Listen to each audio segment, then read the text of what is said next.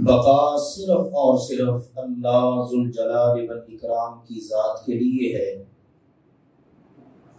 یہ اتنا واضح اور کلیئر فیصلہ ہے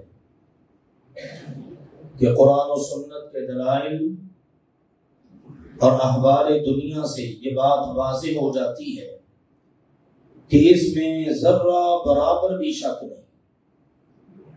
اختلاف کرنے والوں نے ہر چیز میں اختلاف کیا، لیکن یہ موت ایسی چیز ہے جس میں کسی کا کوئی اختلاف نہیں، اور اس موت سے کسی کو بھی مفر نہیں ہے کہ کوئی فرار ہو سکے۔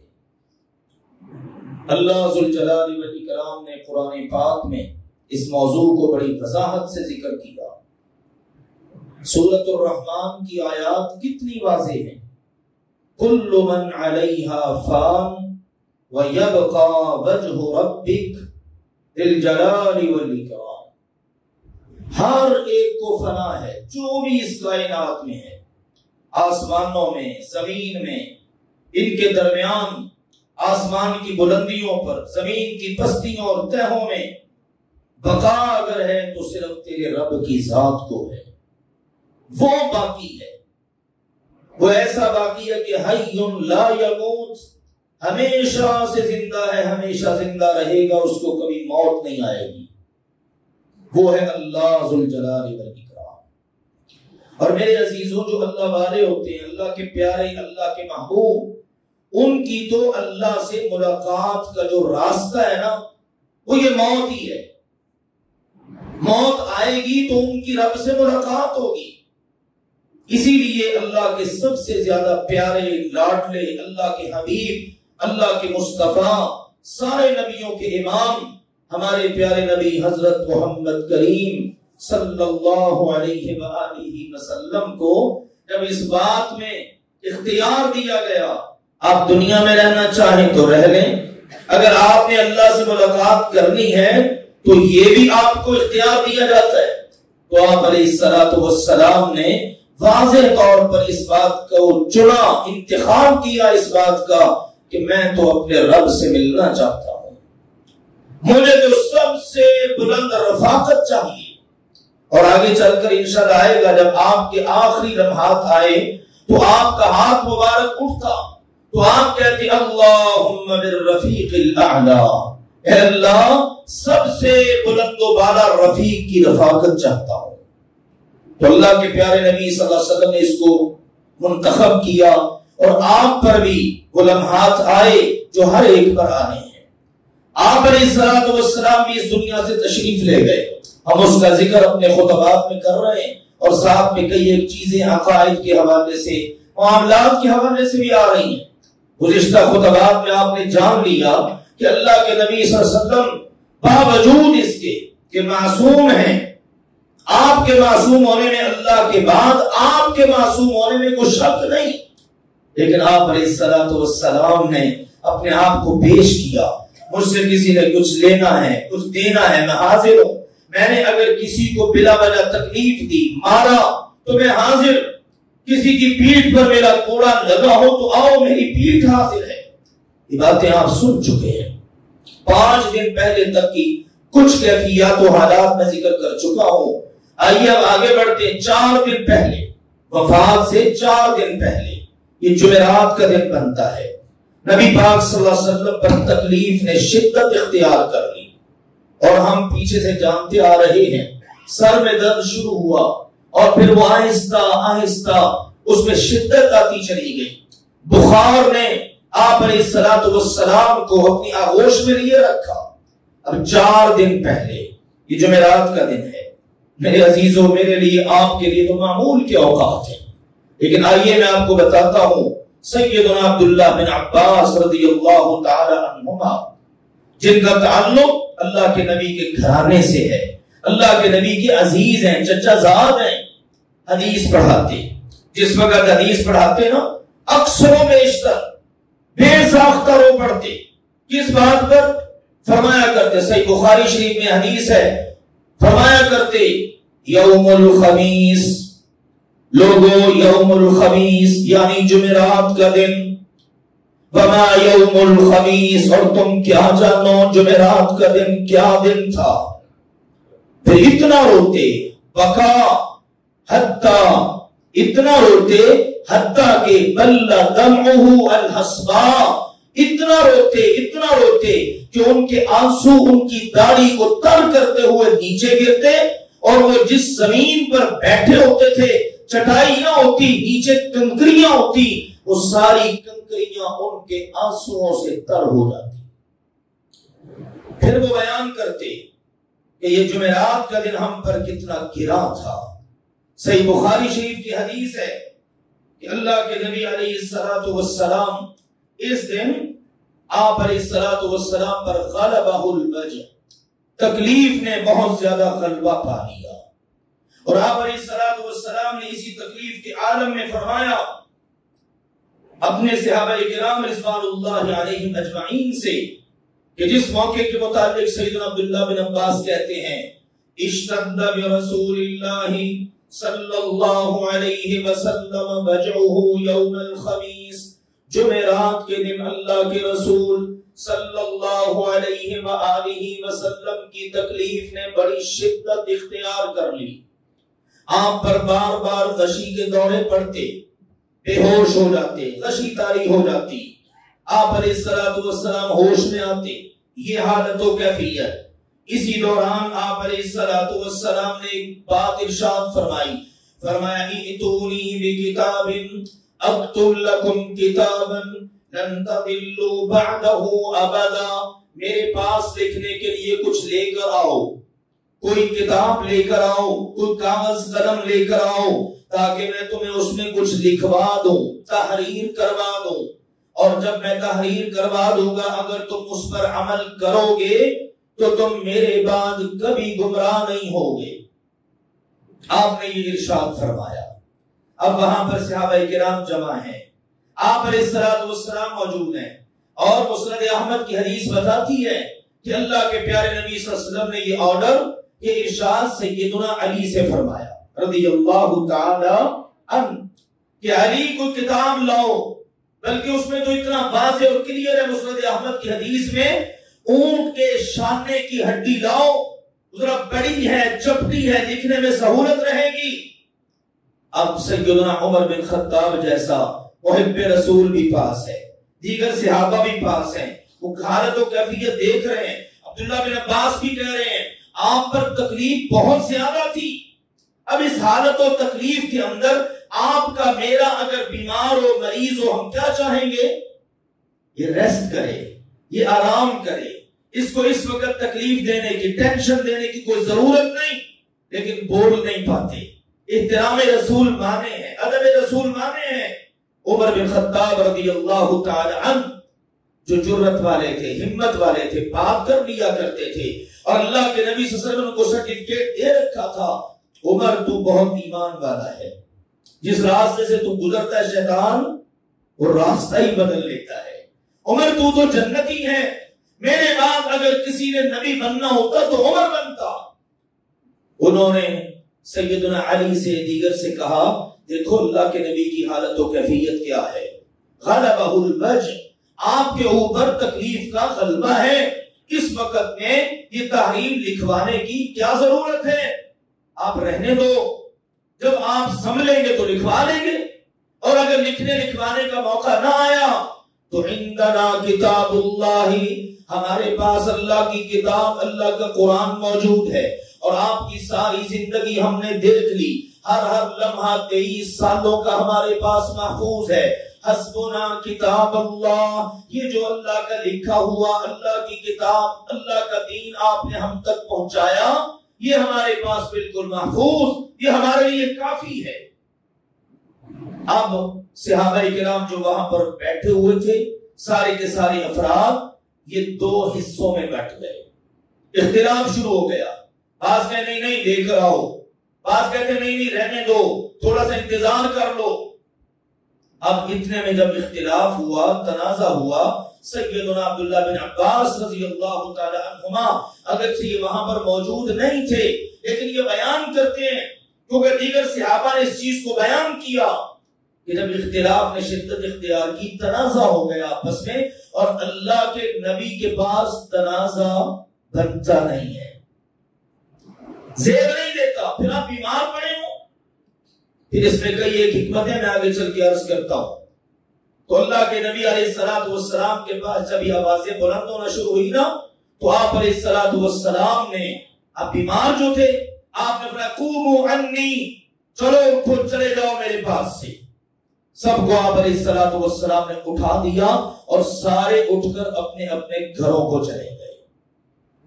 یہ واقعہ ہے۔ اب آپ دیکھیے حکم کن کو ملا؟ سیدنا علی رضی اللہ تعالی عنہ کو۔ ہونا کیا چاہیے تھا؟ وہ اٹھ کر فوراً تشریف لے جاتے، لیکن وہ وہیں بیٹھے رہے، کیونکہ ان کا بھی اس بات کی طرف ہی دھیان اور توجہ تھا کہ ہمیں تو اللہ کے نبی کی صحت عزیز ہے، آپ اگر تندرست ہو جائیں گے تو بعد میں لکھی جائیں گی باتیں۔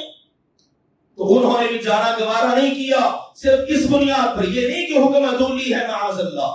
اس لیے میرے عزیزو، الحمدللہ اہل السنت والجماعہ کا یہ عقیدہ ہے، یہ منہج ہے، کسی صحابی کے بارے میں کبھی کوئی منفی سوچ دماغ میں نہیں رکھنی۔ اس کو بنیاد بنا کر بعض لوگ سیدنا عمر پر تان و تشنیع کرتے ہیں۔ اگر اس اینگل سے دیکھا جائے تو سیدنا عمر نے تو چلو زبان سے کہہ کر وہاں پر رک گئے نا کہ یار چھوڑو، رک جاؤ، نہ لے کر آؤ، اس وقت لکھوانے کی ضرورت نہیں ہے۔ اللہ کے نبی کو واضح کہا، غالبہ البج، اللہ کے نبی کے اوپر غلبہ ہے اس وقت تکلیف کا، اور ہم لکھنے لکھانے میں مصروف ہو جائیں۔ اس میں ایک اور حکمت بھی محدثین نے بیان کی ہے، وہ یہ کہ اس سے پھر منافقین کو راستہ مل جائے گا گستاخی کا، کہ دیکھو اللہ کے نبی کس کیفیت میں ہیں، اور ان ظالموں نے صحابہ کے پاس بیٹھ کر وہ آخری وقت کے اندر ان کو تحریر لکھنے کی پڑی ہوئی تھی۔ کیسا اہم نقطہ ہے، منافقین کو بات کرنے کا موقع نہیں مل سکا، منہ بند ہو گئے۔ اللہ تعالیٰ جب کام لینا چاہتا ہے تو اس طرح لے لیتا ہے، اور یہ تو میں اور آپ بخوبی جانتے ہیں، اللہ کے دین کا کوئی بھی کام چھپا نہیں رہا۔ اللہ کے نبی کے پاس رہ گیا اور آپ نے پہنچایا نہ ہو، ایسا بھی کچھ نہیں ہے۔ اب دیکھیے نا، سیدنا عمر کو اگر نشانہ بنایا جائے تو سیدنا علی رضی اللہ عنہ ان کے بارے میں کیا کہیں گے؟ ان کو چاہیے تھا فوراً اٹھتے تشریف لے جاتے، لیکن محبت رسول کا تقاضا یہی تھا، اور اللہ کے نبی علیہ الصلوۃ والسلام کے بھی بعد کے شواہد اس بات کی نشاندہی کرتے ہیں۔ آپ نے اس بات سے اتفاق کر لیا، کیونکہ آپ اس کے بعد بھی 4 دن زندہ رہے، آپ نے دوبارہ آرڈر نہیں کیا لاؤ بھائی علی کوئی لے کے آؤ میں تمہیں لکھ دوں کچھ نہ کچھ۔ اور لکھوانے کے لیے کیا تھا؟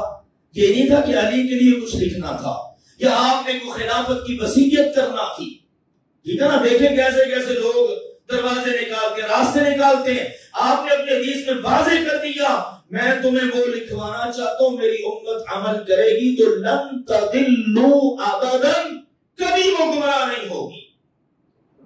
اس کے بعد اگلا اہم نقطہ یہ ہے، جب سارے اٹھ کر گھروں کو چلے گئے تھے تو سیدنا علی رضی اللہ تعالی عنہ خاموشی سے چپ کر کے لے کے آ جاتے کاغذ قلم، اور بیٹھ کے علیحدگی میں تنہائی میں آپ جو فرماتے وہ لکھتے چلے جاتے۔ ایسا بھی نہیں ہوا۔ ان چیزوں کو آپ ذہن میں رکھیں گے تو مسئلہ بالکل کلیئر ہو جائے گا۔ پھر اکیلے سیدنا عمر نہیں تھے، سیدنا عمر رضی اللہ تعالی عنہ نے اظہار کر دیا نا، وہ صحابہ جو چاہ رہے تھے کہ آپ سے اب نہ لکھوایا جائے، جب اختلاف ہوا تو وہ بھی بڑی تعداد میں تھے۔ ہاں، سیدنا عبداللہ بن عباس رضی اللہ تعالی عنہما اس بات کا ہمیشہ وہ افسوس کرتے تھے، کہتے تھے ان الرزیہ، یہ بہت بڑی مصیبت تھی، بہت بڑی، کہ اللہ کے نبی لکھوانا چاہتے تھے لیکن آپ نے آرڈر جب جاری کیا تو اس کے بعد ایسا تنازع ہوا، اختلاف ہوا کہ وہ تحریر رہ گئی۔ چلو اگر وہ بھی لکھی جاتی تو چلو امت کے فائدے میں ہوتی، لیکن کوئی ایسا مسئلہ نہیں ہے کہ اگر وہ رہ گیا تو کوئی دین کا بہت بڑا حصہ رہ گیا ہے، کوئی ایسا معاملہ ہے۔ تو یہ 4 دن قبل کا یہ واقعہ رونما ہوا، اور آپ علیہ الصلوۃ والسلام نے آرڈر جاری کیا۔ جب اختلاف ہوا، آوازیں بلند ہوئی تو آپ نے اپنے پاس سے سب کو اٹھا دیا۔ پھر اس کے بعد آپ نے اس دن 3 آرڈر جاری کیے۔ نمبر 1 آپ نے فرمایا اخرج الیہود من جزیرۃ العرب، یہ اس کے بعد کہ آپ کے فرامین عالیہ ہیں اسی دن کے، آپ نے فرمایا یہود کو جزیرہ عرب سے نکال دو، جزیرہ عرب میں یہود نہ رہیں، یہ یمن کا علاقہ، یہ تہامہ کا علاقہ، یہ سارے علاقے عرب کی حدود سے ان کو نکال دو۔ آج دیکھ لو وہ عرب اسی حدود کے اندر داخل ہونا چاہ رہے ہیں، بلکہ گریٹر اسرائیل کا خواب دیکھ رہے ہیں، اور اس کے لیے ہر طرح کی انسانیت بھول چکے ہیں، جو کچھ انہیں کرنا پڑے وہ کر رہے ہیں۔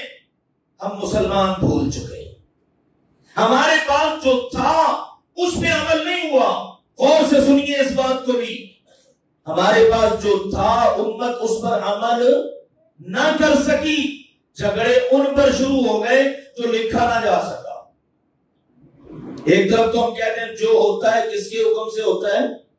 اللہ کے حکم سے ہوتا ہے۔ اگر اللہ کے نبی صلی اللہ علیہ وسلم نہ لکھوا سکے، صحابہ نہ لکھ سکے، تو کیا فرق پڑتا ہے؟ کوئی بات نہیں۔ اب اس کو تنازع بنا کر کسی کی عزت کو بڑھانا، کسی کی عزت کو گھٹانا، یہ ہمیں زیب نہیں دیتا۔ بھئی جو ہے اس پر تو عمل کر لو نا، اس پر عمل نہیں کرتے۔ اور دوسری طرف یہود کو دیکھیے، وہ اپنے پرانے جو ورثے ہیں ان کے لیے مارے پھرتے ہیں، اور اللہ کے نبی صلی اللہ علیہ وسلم نے اپنی امت کو کہا تھا ان یہود کو جزیرہ عرب سے نکال باہر کرو۔ اور دوسری بات آپ نے ارشاد فرمائی تھی کہ جس طرح میں آنے والے وفود کو عزت دیتا ہوں، احترام دیتا ہوں، چاہے وہ غیر مسلم بھی کیوں نہ ہو، تم نے آنے والے وفود کا اسی طرح خیال کرنا ہے۔ اور اگر مسلمان ہو یا اسلام قبول کرنے کے لیے آئیں، پھر تو ان کے پروٹوکول کے کہنے ہی کیا ہیں۔ اور اگلی بات، تیسری جو بات ہے، راوی حدیث کہتے ہیں میں وہ بات بھول گیا۔ امانت و دیانت دیکھیے، سبحان اللہ، احادیث کو ذکر کرنے میں امانت اور دیانت کی کیا انتہا ہے۔ اس لیے غیر مسلم بھی اس بات کو بیان کرتے ہیں جتنی سیرت مسلمانوں کے نبی کی محفوظ ہے، اتنی کسی اور شخصیت کی محفوظ ہی نہیں ہے۔ اور جو طریقہ کار مسلمانوں کے بڑوں نے اس میں اختیار کیا ہے، وہ کسی دوسری قوم کے نصیب میں نہیں آیا۔ اگر راوی حدیث کوئی بات بھول گئے تو کلیئر کہہ دیا، اپنا علم نہیں کھانا۔ ہاں، دیگر احادیث سے ملتا ہے۔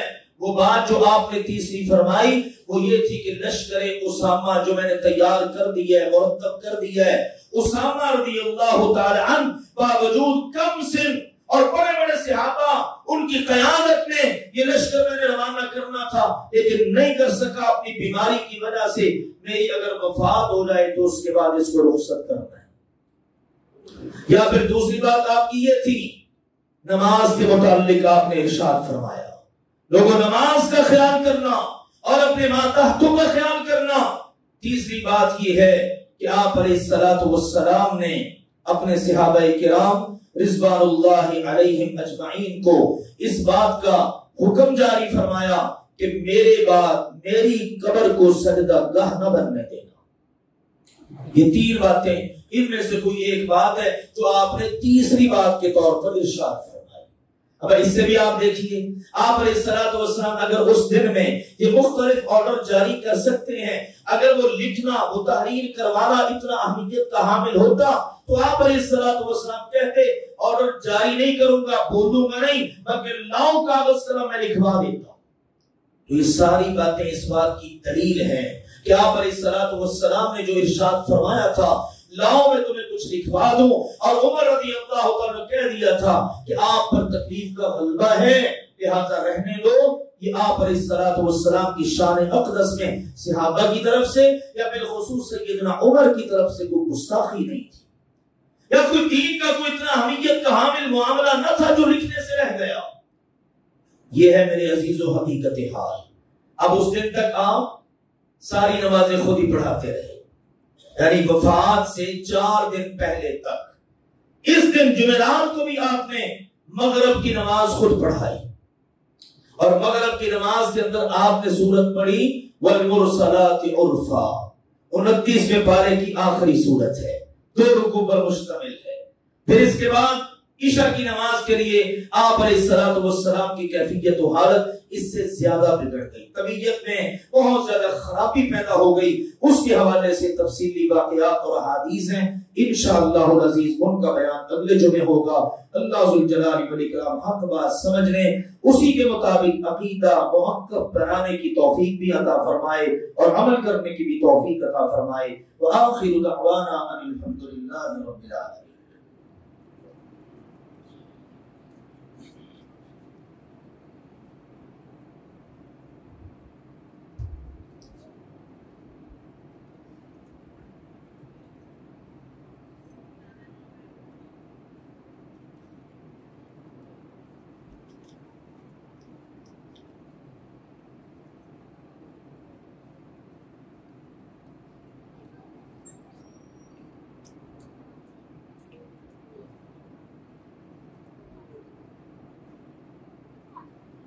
الحمد لله نحمده ونستعينه ونستغفره ونعوذ بالله من شرور أنفسنا ومن سيئات أعمالنا من يهده الله فلا مضل له ومن يضلل فلا هادي له وأشهد أن لا إله إلا الله وحده لا شريك له وأشهد أن محمدا عبده ورسوله أما بعد فإن خير الحديث كتاب الله وخير الهدي هدي محمد صلى الله عليه وسلم وشر الأمور محدثاتها وكل محدثة بدعة وكل بدعة ضلالة وكل ضلالة في النار أما بعد۔ ایک تو میرے عزیزوں جو بات میں نے ابھی ضمناً بھی بیان کی، غزہ اور فلسطین کے اندر مسلمانوں کی جو صورتحال چلی آ رہی ہے وہ سب کے سامنے ہے، کس قدر تکلیف دہ معاملات ہیں۔ ایک وقت آتا ہے کہ ساری دنیا کے مسلمان وقتی طور پر اپنی آواز بلند کرتے ہیں، احتجاج کرتے ہیں، پھر خاموشی اختیار کر لیتے ہیں، جبکہ ہمارا دشمن وہ مستقل طور پر اپنے کام پر لگا ہوا ہے، مسلمانوں کی نسل کشی اور مسلمانوں کو صفحہ ہستی سے مٹانے کے خواب اور اپنی سرحدوں کو وسعتیں دینے کے خواب، انشاءاللہ العزیز اللہ تعالیٰ اس میں انہیں کبھی کامیاب نہیں ہونے دے گا۔ باقی ہے کرنے والے کام اپنا کر رہے ہیں، اگرچہ میڈیا کے اوپر سارا کنٹرول ان اللہ کے دشمنوں کا ہے، خبریں باہر نہیں نکلتی، الحمدللہ وہاں پر اللہ کے فضل و کرم سے جہاد فی سبیل اللہ کا سلسلہ جاری و ساری ہے۔ اور اس رواں ہفتے بھی آپ نے بعض خبروں سے آگاہی اختیار کی ہوگی کہ کتنے یہودی فوجی اللہ کے مجاہد بندوں نے واصل جہنم کیے ہیں۔ ہم اگر کچھ بھی نہیں کر سکتے تو کم از کم ہمارے پاس زبان ضرور ہے، ہاتھ بھی ہیں، جب ہم ہاتھ اٹھائیں اپنی زبان سے ان لوگوں کے لیے دعائیں ضرور کریں۔ ہم اگر وہاں پہنچ نہیں سکتے ان کی مدد کے لیے، یا ہم اگر وہاں پر اپنا مال نہیں پہنچا سکتے تو دعا میں تو میرے عزیزوں کوئی رکاوٹ نہیں ہے نا، اس لیے دعائیں کرنی چاہیے۔ گاہے گاہے ہم دعائیں کرتے ہیں، انشاءاللہ آج بھی نماز جمعہ میں قنوت نازلہ کریں گے۔ میری اس کے علاوہ بھی آپ سب سے درخواست ہے کہ آپ سارے احباب، حضرات، خواتین، چھوٹے بڑے، سبھی امت کا درد دل میں رکھتے ہوئے ان کے لیے ضرور دعائیں کیا کریں۔ اللہ ذوالجلال والاکرام ان کے حالات کو اچھا کر دے، اللہ تعالیٰ ان کے لیے آسانیاں فرما دے، اور اللہ ذوالجلال والاکرام ہمارے حالات کو بھی بہترین کر دے۔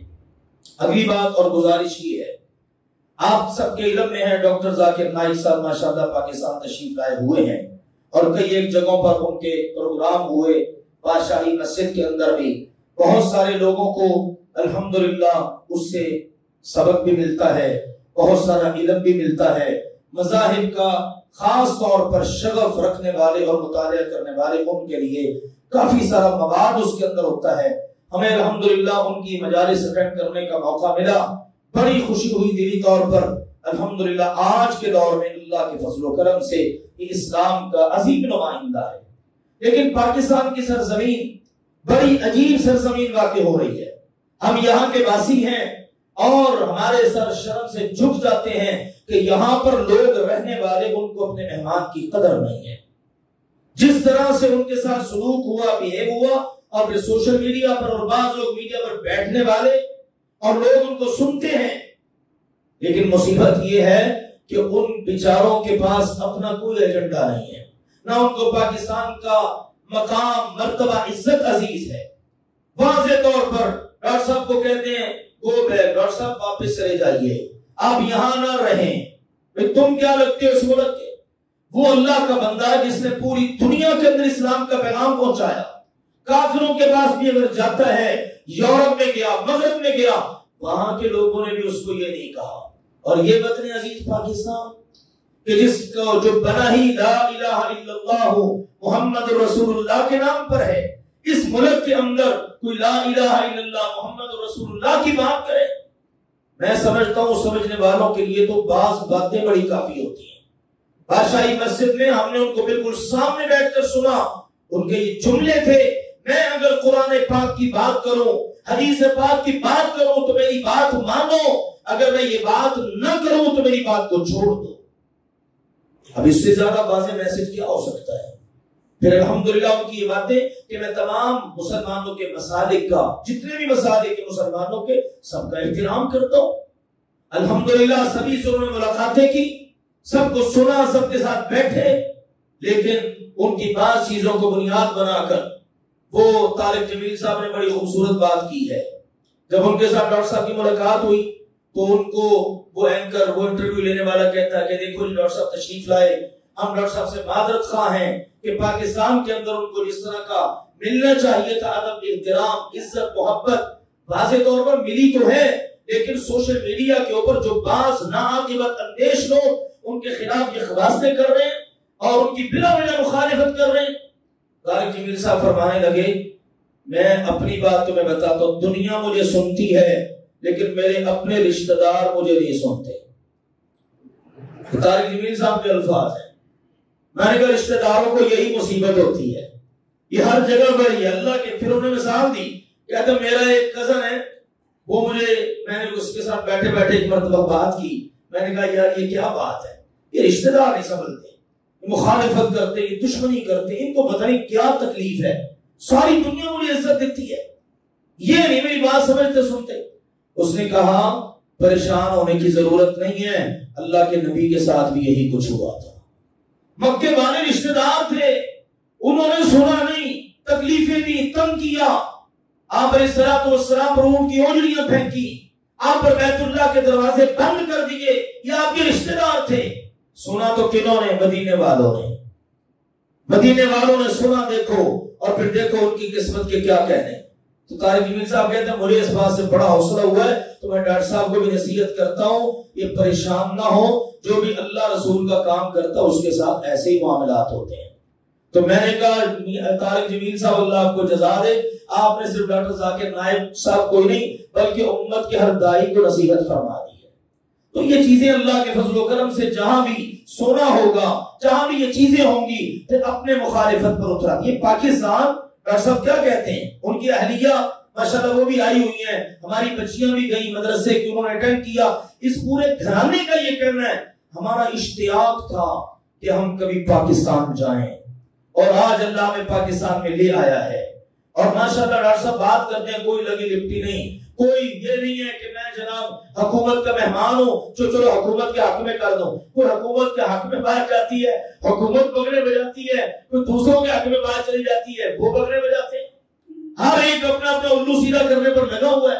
لیکن ہم کہتے ہیں وہ کسی جماعت کے یا کسی تنظیم کے یا کسی سیاسی پارٹی کے نمائندے نہیں ہیں، بلکہ وہ کس کے نمائندے ہیں؟